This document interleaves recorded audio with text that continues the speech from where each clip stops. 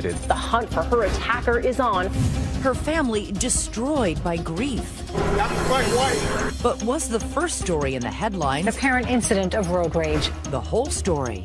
Wait, what happened? So much of this story has changed. A lot more complicated than the first reports of road rage.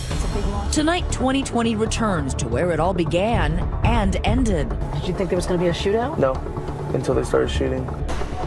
We're putting all the pieces together. Cameras off! An entire family, witnesses, telling what you've never heard before. Did you and your mom go out looking for trouble? The victim, painted as a villain. People start to wonder, should I be feeling bad for her? Are you all happy? You made my wife look like an animal. There's the animal. Are you happy? The suspect, no stranger, he's their neighbor. This is crazy. It is. And one of his best friends who cracked the case, talking only to 2020. This tears me up to speak about. Because after tonight, whatever happened in Vegas doesn't stay in Vegas. If this were a movie, it would almost be too unrealistic. We're all like, well, what is the actual story here? A dangerous intersection. Good evening, I'm David Muir. And I'm Elizabeth Vargas. A hunk of a horn is all it took to turn a Las Vegas night into a national nightmare. And right here, we're putting you in the driver's seat for that story that dominated headlines. In fact, for the first time, the people who were right there are now reliving it for 2020. But as we come up on the one-year anniversary now, a mother shot just before Valentine's Day, the question remains, was road rage really the cause? Here's Deborah Roberts. It's a cool Thursday night in America's favorite adult playground, Las Vegas, and the Strip is already jumping. But across town, near another playground, in a part of Vegas where people actually live, a local mom is about to set tonight's mystery in gear.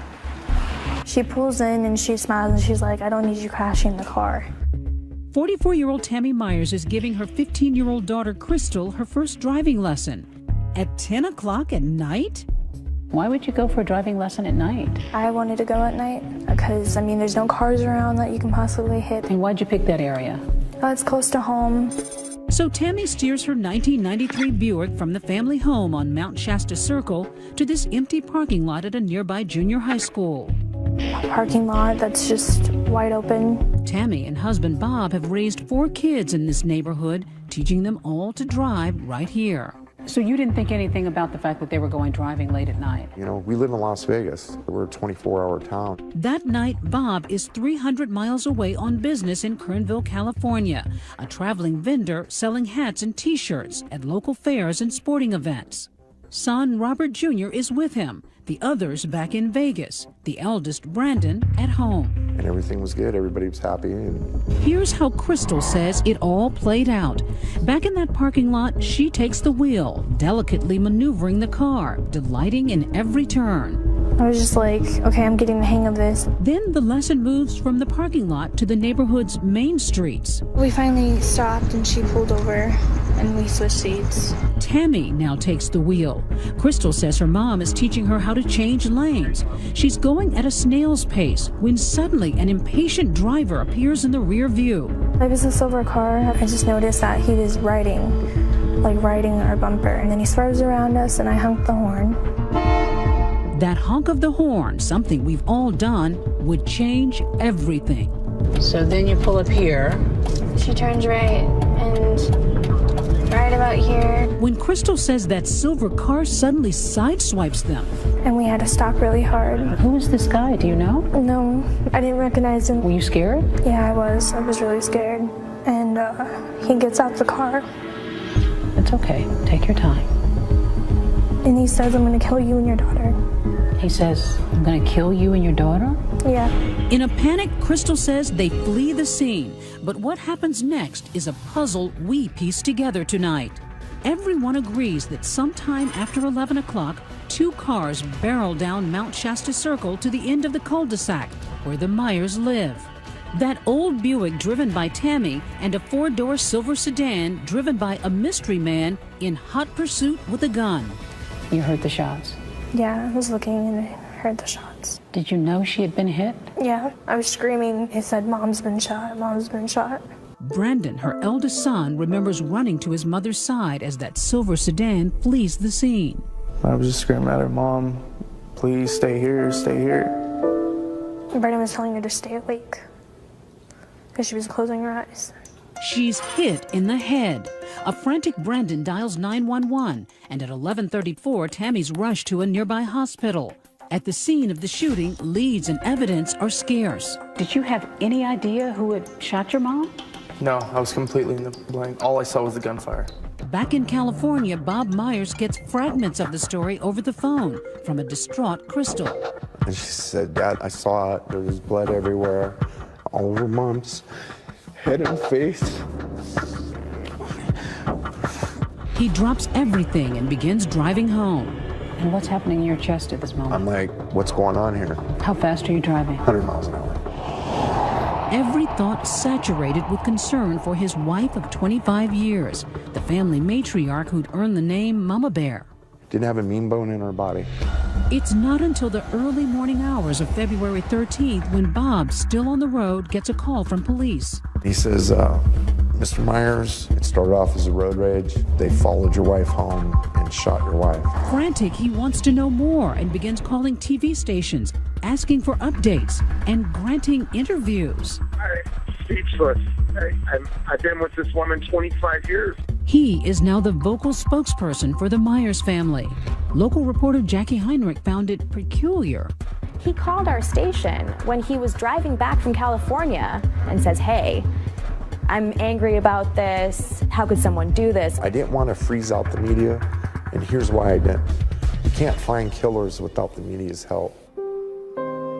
By daybreak, Bob finally arrives at the hospital and sees his wife's lifeless body. I get to the room and I see my wife. And the sight. All right, I said, "I'm here, baby." And I said, "Oh, this is gonna be okay, you know." But his optimism is quickly dashed. The main doctor says, "Sir, I hate to be the one to give you this bad news, but your wife's not gonna make it." And I told my wife, "No matter what it takes, I'll find out who did this to you." Later that morning, I'm right here. You know what you did last night? You come here. An angry Bob Myers stands before the cameras saying there were as many as 3 killers in that silver car. 3 guys wanted to plow into a mother of 4 and come back and shoot her, follow her home, and kill her. By the end of the day's news cycle, here's the official narrative. Police say 3 suspects in a small silver car nearly collided with her green Buick. As the Buick becomes a makeshift memorial, Tammy Myers appears to be yet another victim in an endless string of road rage incidents. Los Angeles, Tampa, Randleman, North Carolina. And most recently, this scene in Austin, Texas. 2 men in the middle of traffic going at it with a baseball bat and a wooden pole. But this one is unlike any other. A mom cut down in her own driveway. Road rage mystery in Las Vegas. The mother shot after teaching her daughter how to drive. But despite all the attention, no arrests. The next day, February 14th, a heartbreaking Valentine's Day. Vegas police released this security video of the silver sedan cruising the neighborhood around the time of the shooting, and with it, this composite sketch. Police say this is the face of one of the suspects. Police say it's Crystal's description of one of the strangers in the car that sideswiped her and her mom, threatening to kill them. He's a big guy, 6 feet tall, weighing about 180 pounds. As far as we can tell, there was no prior contact with these individuals. They are complete strangers. There's a manhunt for this unknown guy, instilling fear in everyone across the valley. Everyone's like, could this happen to me? Neighbors are too afraid to show their faces with that suspect still out there. That night, an agonizing moment for Bob Myers. At 7:05, he disconnects his beloved wife from an artificial respirator. I'll always have a wife. She'll never leave my heart. But she's gone. I didn't want my baby to suffer. But I didn't want her to go either. You know, to have to say it's okay to turn off the switch to let your wife go. But you had to do it. Had to. But before Tammy Myers can have a funeral, she's about to be buried. It's like they were murdering her all over again. repeatedly, daily. Tammy Myers went looking for the driver. Are you happy? As the story takes the first of what will be many sharp turns, was the innocent victim really all that innocent? Maybe this isn't what I thought it was in the beginning. And a young woman with inside knowledge about that night. But to break the case, she must find the courage to turn in a friend. You called the police. What did you say? Everything. 2020 continues. 2020 continues with a dangerous intersection.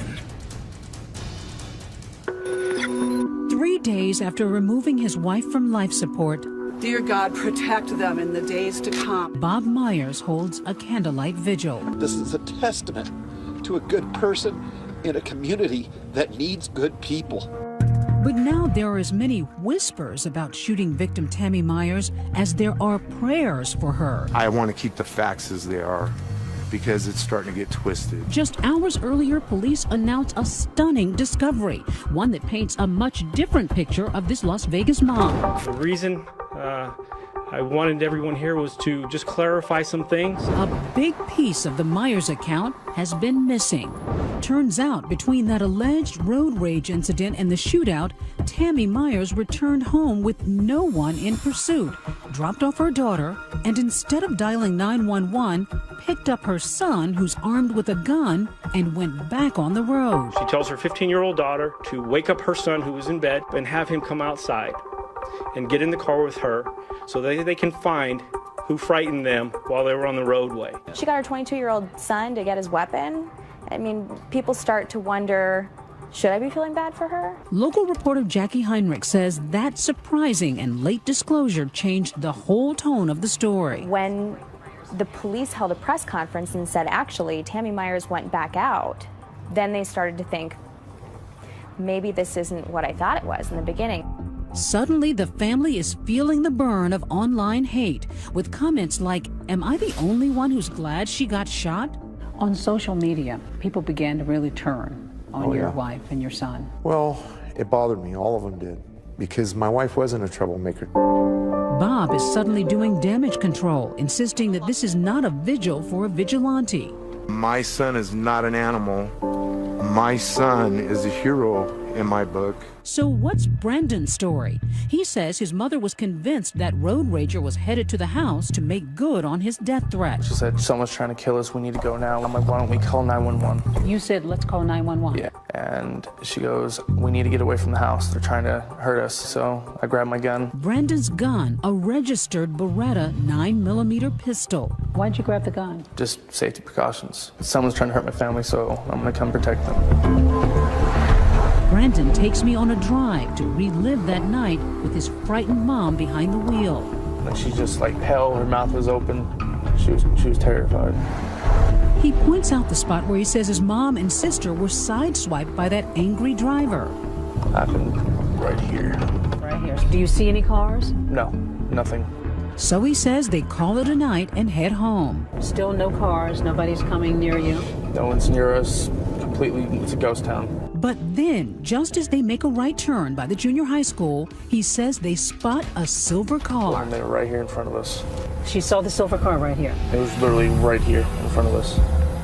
Things would escalate, leading to the shootout in the cul-de-sac, with both Brandon and that mystery shooter exchanging more than 20 rounds. But the exact how and who of the incident still puzzles police. That is, until this woman picks up a phone and drops a dime. You called the police. I felt that I had to. Were you conflicted? Absolutely. I still am, even sitting here. Nearly a week after the shootout, investigators interview this woman, Caitlin Christian. Tonight, for the first time, she's sharing her story about the night Tammy died. It was about 3 o'clock in the morning. I was sleeping, and my phone was going off the wall. She says it's her good friend, 19-year-old Eric Nausch, a wannabe rapper and pot dealer, seen here in his Instagram photos. It was, I need to come over, something important. How did he sound? Disheveled. You know, shooken up. Caitlin says Nausch comes over to her apartment, confessing to a shooting in his neighborhood. And the first words out of his mouth is, I got them. Telling her he may have shot a rival drug dealer. And then he showed you something. Mm-hmm. What did he show you? Well, he had emptied his backpack, He had pulled out his gun and extra clips for the gun. Naush leaves. Then, days later, it hits Caitlin. Her friend may have been involved in Tammy Myers' shooting. You read the details that there's a mom of 4 who's shot and killed. What goes through you at that moment? How could this happen? And I didn't even finish the article before I got up and called the police.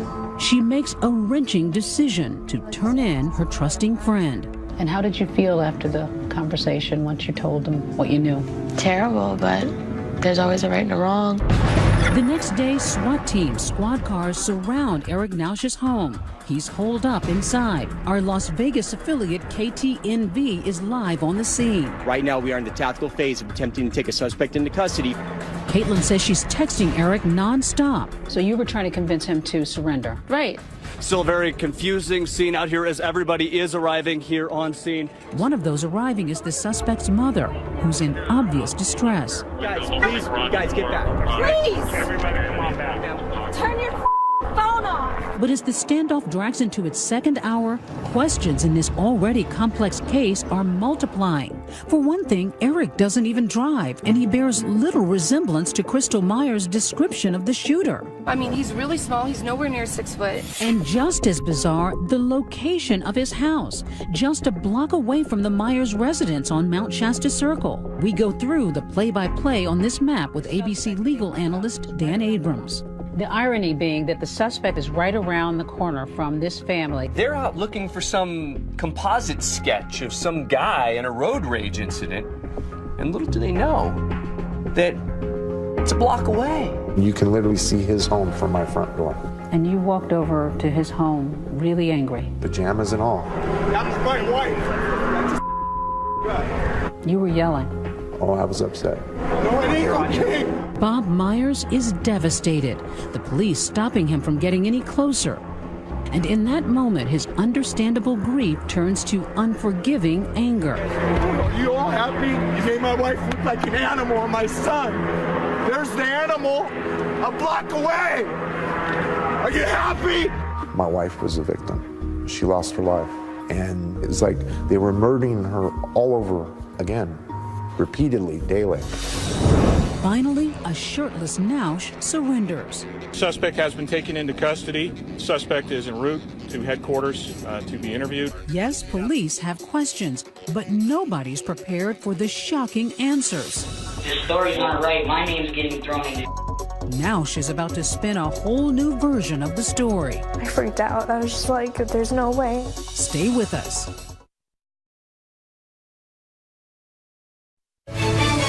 A Dangerous Intersection continues on 2020. Well, teenager in custody. His name is Eric Naush. We know the suspect is here at Metro headquarters.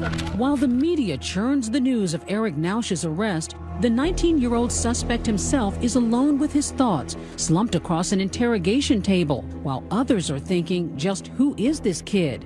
His Instagram account is full of photos of what appear to be drugs. By all accounts, Naush is a wannabe gangsta rapper and low-level drug dealer known on the streets as Baby G, the kind of guy who ends up either famous or in jail, or in this case, both. You got your water? All good? Mm-hmm. All right. But his close friend Caitlin Christian sees him more as a lost child whose father committed suicide in 2010 and is now living with his mother and a baby sister. Eric is a good person. Eric has a huge heart. Naush may be in need of a father figure, and Detective Clifford Mogg is happy to oblige, kicking off the interview with a laid-back Miranda warning. I just need to advise you of your rights, and then I want to talk about you. All right, you have the right to remain silent. After some friendly talk, So, tell me about Eric. the cuffs are off, trust building. You'll be cool with us, aren't you? And very slowly, Detective Mogg starts pulling the string. In your mind, what's this all about? Tell me. Well, you guys think that I did something. Naush says he's no killer, just a pothead who likes to light up at Anson Park. Curiously, the park just across the street from the junior high school where Tammy Myers was giving that driving lesson. The park has always been my #1 spot. But Naush says on the night of Tammy's murder, he was hanging out at this guy's house. Yeah. Murder, murder, murder, murder. A local rapper named Young Crane. I went over there sometime between the afternoon and I was there until the next morning. Then talk of weapons. Have you ever been in possession of any handguns, real guns? Yeah, but I got rid of it. When? Probably about like a month ago. So describe the gun. It was like this big, and it was black and it was silver. Much needed protection, now says, because rival drug dealers had been threatening him and his family. Kids threaten your family or other people threaten your family? Yes. An hour later, detectives finally reveal their hand, letting Nausch know they've already blown up his alibi because his best friend Caitlin has told them everything. Katie really likes you. She said you were like a little brother to her. Where he'd been, what he'd done, and the gun he did it with. I knew about that gun that you were talking about way before you ever told me. This is crazy, dude. It is. Everybody's trying to see you do the right thing, but everybody realizes that you made a bad mistake that night, okay? And the fact that you sought out Katie to talk to that night, that lets me know that this was really bothering you. Cornered, Nausch can no longer carry the weight on his slender shoulders. Come here, Eric. Look, son, tell me what happened, okay? You gotta get this off your mind. I really didn't know mom with those bros. No, bro. So tell me what happened. Tell me from the beginning, Eric. Now get ready for Nausch's story, which begins just after 10 o'clock. That night, he's in the park, armed and paranoid over the threats he'd been receiving when he notices Tammy's Buick circling slowly in the school parking lot.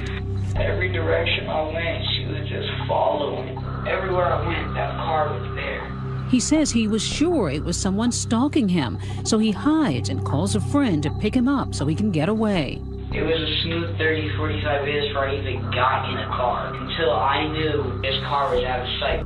The friend arrives in a silver Audi sedan.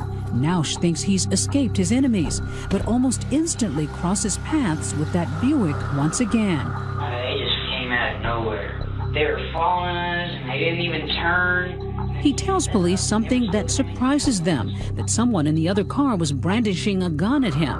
So far, we have you telling us that these people were waving a gun, okay? Waving a gun out the window. Listen to me. Nobody but you have said that. And he reveals something else that thus far has gone unreported. He fires shots at Tammy's car even before the fatal shooting. And I just cocked it back and I started shooting them. He says the cars separate and he starts heading home. But as he turns onto his street, suddenly they are once again face to face. And Nausch, now panicking, follows that car into the cul-de-sac. I really thought these were the guys that have been threatening me this whole time. When you pulled into the cul-de-sac, what did you see? First thing I seen them running up to the door. That's all I kept thinking is they going to grab more straps. And I didn't let every bullet I had in there. I got scared. After unloading his gun, Nausch flees the scene, thinking he'd protected his family. It's only days later, Caitlin says, they both realize he may have just destroyed one. What was his reaction when he realized that it was Tammy? Nauseating remorse. Like he could not understand how it happened. How did it go from I was terrified and these are some punk kids looking for me to the life of a mother? He saves his biggest surprise for last, telling police Myers is not only one of his neighbors, he knows her, has eaten dinner at her table. So you know the family? I know the whole family, man. Is there anything you want me to tell the family? Like, my intentions were to take someone who was gonna harm my family up. Not my homie's mom. Not Tammy. The stunning relationship is confirmed for the first time when Bob Myers later addresses the press. We knew how bad he was, but we didn't know he was this bad. Myers claiming his wife had mentored the troubled youth. My wife spent countless hours at that park consoling this boy. She was really good to him. She fed him, she gave him money, she told him to pull his pants up. Some saw it as odd that you didn't disclose that you knew him to the media at one point, and then later on you did. Because I didn't know. I never knew Nausch's last name. I knew him as Eric. I didn't know until I saw his picture on television. Detectives leave their suspect alone in that room, this time to call his mother and let her know he won't be coming home. Mom, I love you. I love you. Okay, I've already told them everything. The only reason I confessed, Mom, was because they knew everything. But the case is far from closed. Nausch won't give up the driver of the silver sedan and claims no knowledge of any prior road rage incident. The so-called confession has some problems with it. And was there a darker side to the relationship between Tammy and her killer? Mrs. Myers used to come to the park and try to purchase things off of him. Stay with us. 2020 continues with a dangerous intersection. 10 days after the shooting of Tammy Myers, a wide-eyed Eric Nausch is ushered into a courtroom for the first time. An image that brings his friend turned informant Caitlin Christian to tears. What do you see when you see this shot in court? Just terrified. I mean, he looks the picture of a confused kid right here, don't you think? Yeah. In court, Nausch is with his new defense team, Conrad and Augustus Klaus. They're known around town for their assertive advertising and now for an assertive defense. We are conducting our own investigations, and some of those already appear to be bearing fruit. The Klauses want that interrogation tape tossed out, And I just cocked it back and I started shooting them. saying their client had smoked pot right before surrendering to police and was impaired while making those statements. The fact that our client was high and the police knew it compromises the result. But they're not just betting on a technicality. They claim the killing of Tammy Myers was justified. The facts seem to point to self-defense in this situation. Do you think Eric should go to prison as a murderer? No. I don't think Eric needs to go away forever. Because, she says, for months, Eric was facing a barrage of anonymous death threats from what he suspected were rival drug dealers. The situation serious enough for him to get that .45 caliber pistol. What kind of threats? He said they would come through text messages, phone calls, Facebook messages. He didn't know who they were, but that they were going to skin him, skin his baby sister alive, take care of his mom as well. You saw the actual text messages? Absolutely. And as Nausch says repeatedly in his interrogation video, he thought they'd come for him the night of February 12th. In his mind, it's they threatened me, this was them coming at me, this was me protecting myself. And she believes Nausch's claim that he saw someone pointing a gun at him from Tammy's car, prompting him to begin shooting. But there's no doubt in your mind that he felt that somebody waved a gun at him, that he saw that. Absolutely. There's no doubt in my mind that he felt absolutely threatened, that it was me or it was them. But Brandon Myers insists he never revealed his gun. Did you wave your gun? No, not at all. Given the Myers family's previous omissions, local reporter Jackie Heinrich has trouble believing them. Her suspicions turbocharged by rumors among people who knew Nausch, like Anthony Lee, and what they claim was the true nature of the relationship between Tammy and Nausch. Mentor and mentee, or something more sinister. Mrs. Myers used to come to the park and try to purchase things off of him. Find out that it has more to do with drugs than mentorship. Heinrich points out that investigators found the painkiller oxycodone in Tammy's purse. We don't know if that is related to their relationship or if that's separate, if that's totally on the up and up. Nausch never mentioned anything of the sort in his interrogation, but the accusations lead to headlines like this, suggesting the shootout wasn't about aggressive driving at all, but about dirty drug dealing. The one thing that we can positively say at this point is that this case was not about road rage. But according to Bob Myers, it was all just the defense trying to muddy the waters, one of many off-the-wall theories his family has had to knock down. It's just one thing after the other. It's like my daughter was pregnant by him and they were in a relationship, or my wife was in a relationship with him, or it was a drug deal gone bad. Did anybody in your family ever buy drugs from him? Definitely not.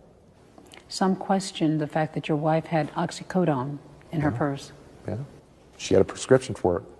She had a prescription for 3 years for it. How do you plead to count one, murder with use of a deadly weapon? Not guilty. On March 12th, Nausch pleads not guilty to murder charges as police are closing in on another piece of the puzzle. Who was driving the car when Tammy Myers was shot? Nausch won't say, but cell phone records lead police to his 27-year-old buddy, Derek Andrews, owner of a silver Audi, which sure looks a lot like the car in the security video. Andrews and Nausch are soon seated side by side once more, not in the Audi, but in a courtroom with matching jumpsuits. This was an act of unprovoked use of force on behalf of Mr. Nausch, with Mr. Andrews being the driver and complicit in this act. Andrews denies any involvement, pleading not guilty. Could he be that mysterious man seen here in the sketch? The first alleged road rage incident that started it all? The prosecution thinks they finally have it all figured out. But be forewarned, truth is stranger than fiction. It turns out everybody's wrong. Don't go away.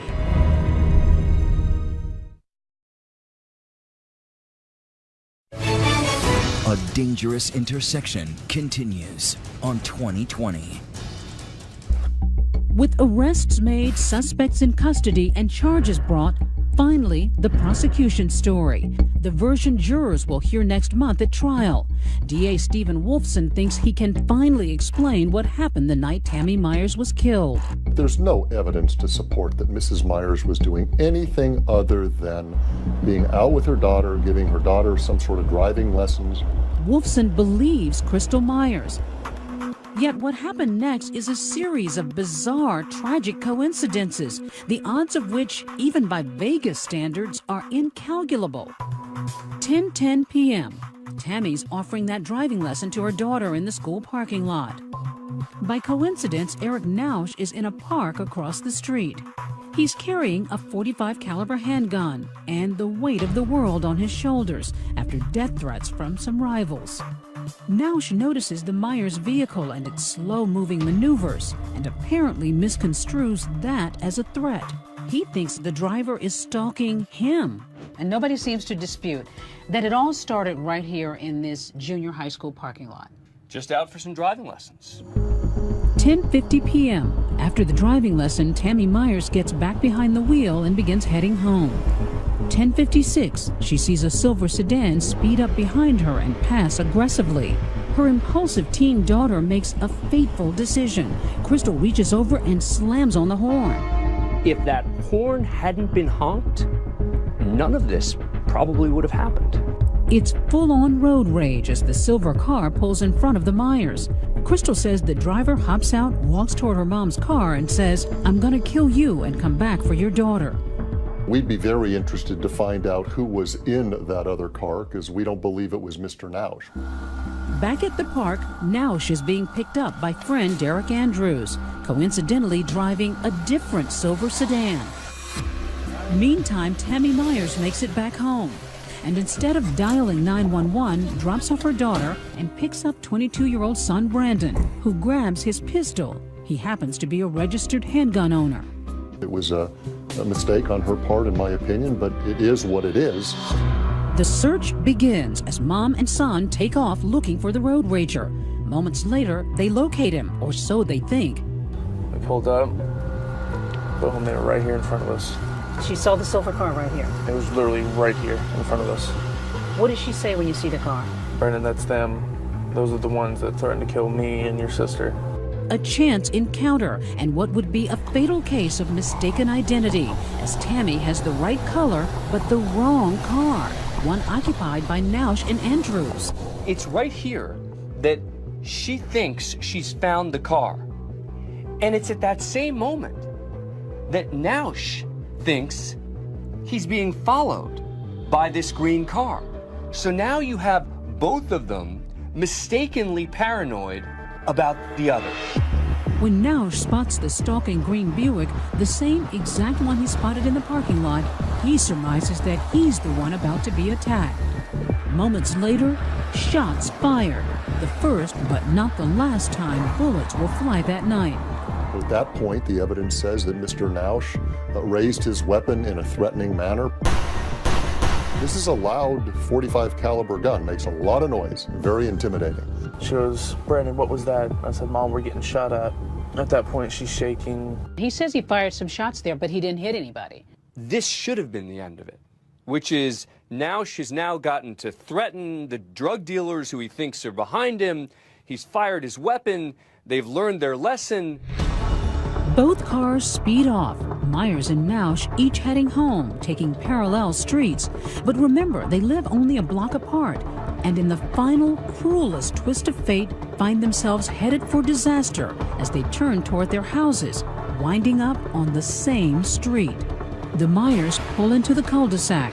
Derek Andrews follows them in. And that's when Brandon got out of the car, Mrs. Myers got out of the car. The minute he follows them into that cul-de-sac, he's now become a threat. What did you think was about to happen at that point? Did you think there was going to be a shootout? No, until they started shooting. And everything was like slow motion, like very slow pace. It was weird. Nausch empties his .45 and reloads.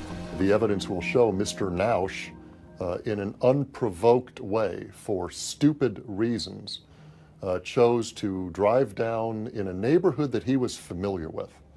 And he saw two people and opened fire. When the shooting stops, the sedan backs away, and Brandon Myers sees his mother on the ground. She was laying and bleeding. So just seconds more and you would have both made it into the house. Yeah.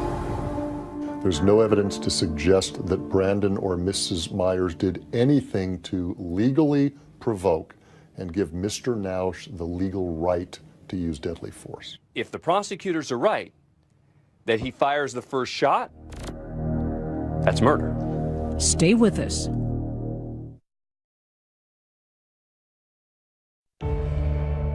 Almost exactly a year after the tragedy, the Myers family gathers for the last time on Mount Shasta Circle.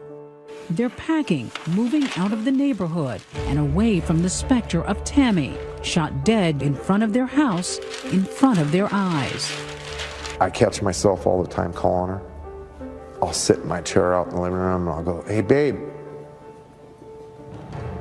Nothing comes back. The quiet cul-de-sac, once a safe and secure street for the boys' football fun, will now be remembered for the woman it could not protect. Well, I hate looking at this. I just stare at the ground right there. And I know that she was right there.